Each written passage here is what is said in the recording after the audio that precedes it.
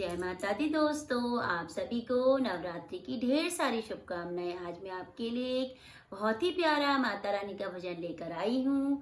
अगर आपको मेरा भजन पसंद आए तो मेरे चैनल को लाइक करें, सब्सक्राइब करें, शेयर करें और कमेंट बॉक्स में बताएं आपको मेरा ये भजन कैसा लगा। बोल साचे दरबार की जय, सचिया जोता वाली माता तेरी सदा ही जय। भक्तों को माता की फोटो मिली, दो भक्तों को माता की फोटो मिली। कभी वो देखता, कभी वो देखता, कभी वो देखता, कभी वो देखता। एक कहता मैं मकुटा ले आऊं, दूजा कहता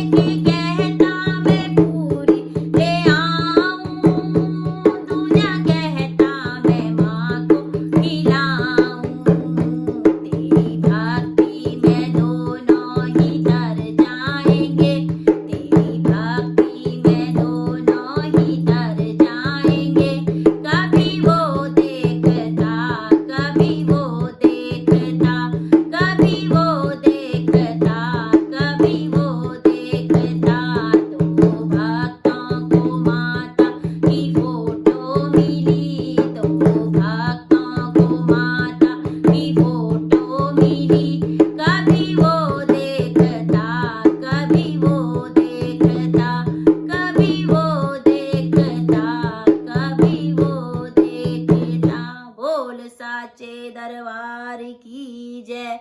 सचियां जोता वाली माता तेरी सदा ही जय।